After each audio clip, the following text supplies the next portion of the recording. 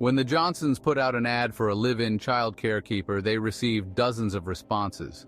Most of the applicants were local, young women looking for extra income, but one stood out from the rest, a polite, well-written letter from a woman named Marisol Laurent. She explained that she was originally from Haiti, recently moved to the United States, and had years of experience as a nanny. Attached was a pristine resume with glowing references from families she had worked for in different states. The Johnsons, a family of 4 living in a quiet New England town, were immediately drawn to her. She sounded perfect. Marisol was well-traveled, cultured, and, from her photo, appeared to be a kind, middle-aged woman with a warm smile. They invited her for an interview, and she arrived promptly, bringing with her an air of calm professionalism.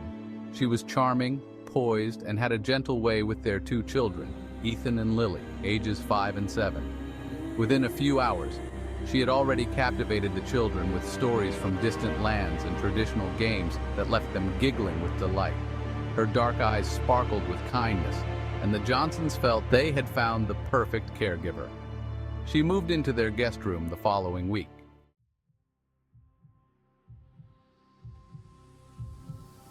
But what the Johnsons didn't know, what no family ever realized, was that Marisol was not what she appeared to be.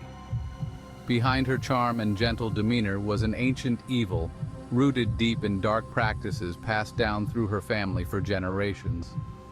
Marisol Laurent was not her real name, nor was her age anywhere close to the 40-something she appeared to be.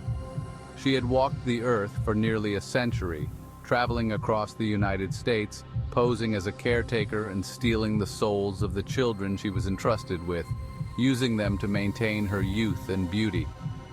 Her real name was Agatha, and her family back in Haiti was known for their deep involvement in voodoo, black magic, and pacts with dark forces. Agatha had made her own pact with the devil long ago, trading the souls of innocents for eternal youth.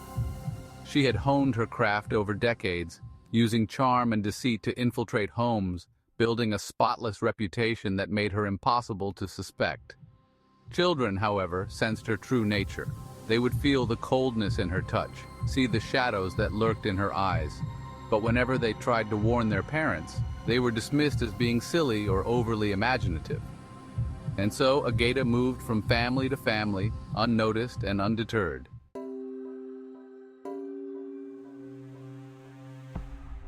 From the day Marisol moved in, the atmosphere in the Johnsons' house began to change. It was subtle at first, a lingering chill in the hallways, a strange scent that wafted from her room, something earthy and unsettling. The children, Ethan and Lily, started having nightmares.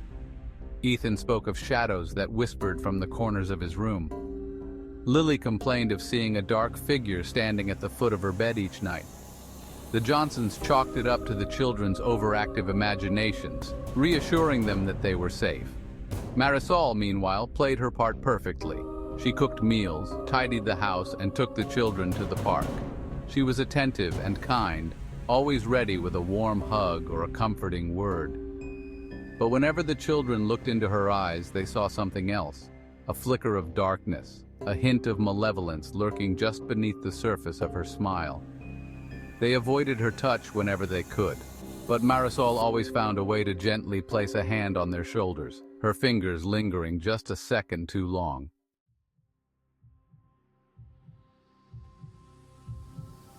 The rituals began in secret. Late at night, after the Johnsons had gone to bed, Marisol would lock herself in the guest room and prepare her grisly work. She would light candles of black wax, the flames flickering unnaturally high in the darkness. From her luggage, she would pull out strange objects, bundles of herbs, jars filled with unknown substances, and small carved idols stained with dried blood. She muttered incantations in a language long forgotten, her voice low and throaty, resonating with an otherworldly power. With each night that passed, the children grew weaker.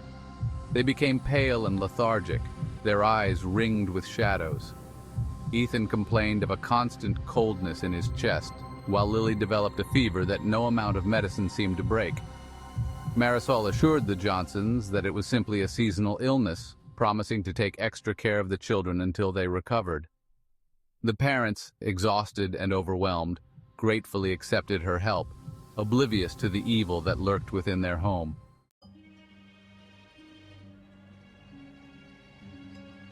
One evening, as Marisol tucked Ethan into bed, she sat beside him and began to hum a soft, melodic tune. It was a lullaby, sweet yet haunting, one that her own mother had sung to her many years ago. Ethan stared at her, his eyes wide with fear. He wanted to scream, to push her away, but he found that he couldn't move. His body felt paralyzed, his limbs heavy as stone. Marisol placed a hand on his forehead, her touch icy and wrong. "Sleep now," she whispered, her voice like honey laced with poison. "You will feel better soon." Ethan's eyes fluttered, his mind sinking into a heavy, dreamless sleep. In the dim light of the room, Marisol's face seemed to change, her features warping and twisting, revealing glimpses of the ancient, twisted visage she kept hidden behind her facade. For a brief moment, Ethan saw the truth, the monster that lay beneath her skin, and terror seized his heart.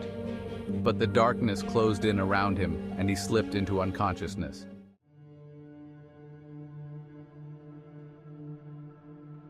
Lily, lying in the next room, heard the lullaby and pulled the blankets over her head, trembling. She knew Marisol was not what she seemed. She had seen the shadows that moved in her room at night, the way Marisol's reflection in the mirror sometimes stared back with eyes that glowed faintly in the dark. She had tried to tell her parents, but they had laughed it off, saying she was just scared of having a new person in the house. But Lily knew, and she knew that tonight, something terrible was going to happen.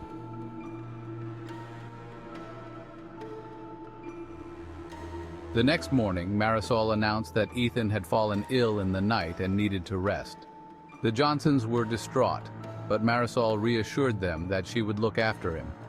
"I have experience with healing," she said, her eyes warm and sincere. "Trust me, he will be fine."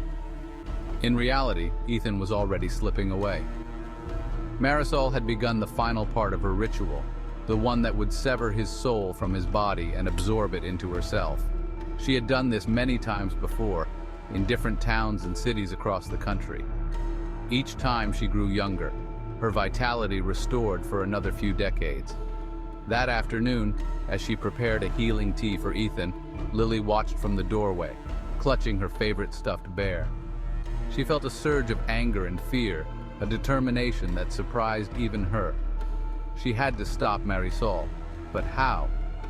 "Lily, would you like to help me?"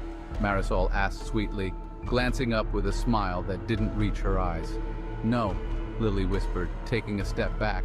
"You're hurting Ethan. You're evil." Marisol's smile faded, her eyes darkened, the warmth draining from her expression. For a moment her true nature flickered through, a hollow, cruel face that belonged to something far older and more monstrous than the woman standing in front of Lily. "You shouldn't say things like that, child," Marisol murmured, her voice soft but laced with malice. She took a step toward Lily, who backed away, her heart pounding. "It's not nice to lie." Lily turned and ran, dashing up the stairs to her parents' room. She burst in, tears streaming down her face. "Mom, Dad, she's going to hurt Ethan. Please, you have to believe me." The Johnsons looked up, startled and concerned. "Lily, what are you talking about?" her father asked, rising from his chair.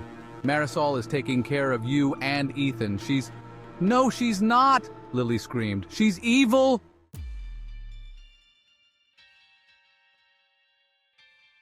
Before they could respond, Marisol appeared in the doorway. Her face was calm, her eyes filled with a false concern. "Is everything all right?" she asked, her gaze shifting to Lily, her eyes narrowing slightly. The room grew cold, a chill that seeped into their bones. The Johnsons felt a sudden, inexplicable unease, as if a dark cloud had settled over the house. Lily grabbed her father's hand, her tiny fingers trembling. "Please," she whispered, "you have to listen." The Johnsons exchanged a glance, finally noticing the paleness of their daughter, the fear in her eyes. Doubt crept into their minds, gnawing at the edges of their denial. They turned to Marisol, who stood perfectly still, watching them with an unreadable expression. "Marisol," Mrs. Johnson began hesitantly, "what have you been doing for Ethan?" Marisol's smile returned, but this time it was thin, strained. "Only what is necessary to heal him," she replied smoothly. But the warmth was gone from her voice, replaced by a tone that was sharp and dangerous. "It's important to trust your caretaker." The room felt suffocating, the air thick with a dark energy. Mr. Johnson took a step toward Marisol, his jaw tightening. "We'd like to see what you've been giving him," he said, his voice firm. Marisol's eyes flickered, a flash of fury crossing her face. For a heartbeat, the illusion shattered. The Johnsons saw her for what she truly was, a creature twisted and ancient, wearing the skin of a kind woman to hide her malevolence. The lights flickered, casting shadows that stretched unnaturally across the room. "You shouldn't have done that," Marisol hissed, her voice distorted, echoing as if it came from the depths of a dark cavern. Lily screamed as Marisol lunged toward her, but Mr. Johnson grabbed Marisol's arm, yanking her back with a strength fueled by terror. Marisol twisted, her face contorting into a mask of rage.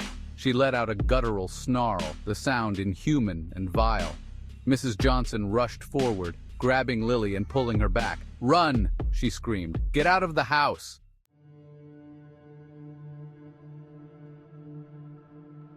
Lily and Mrs. Johnson fled down the stairs, the air around them growing colder with every step. Behind them, they heard the sounds of struggle, of objects crashing and breaking. The whispers grew louder, swirling around them in a cacophony of anger and malevolence. As they reached the front door, it slammed shut on its own, the lock clicking into place. Marisol's voice filled the air, a mixture of laughter and a chant in a language neither of them could understand. The shadows in the room writhed, converging toward them. "No!" Mrs. Johnson cried, clutching Lily tightly. "You will not take my children!" A sudden warmth enveloped them, pushing back the darkness. Ethan appeared at the top of the stairs, his face pale but determined. "You don't belong here," he said, his voice trembling yet strong. Marisol let out a piercing scream as the warmth intensified, filling the room with a blinding light. The shadows recoiled, writhing and twisting as they were forced back into the corners of the house. Marisol's form flickered, warping and distorting until with one final agonized wail, she vanished, leaving behind only the echo of her malevolent presence. The house fell silent. The air warmed, and the oppressive weight lifted. The Johnsons stood there, holding each other, gasping for breath. Ethan stumbled down the stairs, and Mrs. Johnson rushed to him, wrapping him in her arms. "She's gone," he whispered, his voice weak. She can't hurt us anymore." Outside, the sun began to rise, casting its first light across the quiet neighborhood. The Johnsons knew they had narrowly escaped a terrible fate, saved by the bravery and persistence of their children. But as they embraced, a lingering fear remained. Marisol was gone, but not destroyed. Somewhere in another town, under a different name, she would appear again. She would find another family, charm her way into their lives, and continue her dark quest for souls, and no one would see it coming.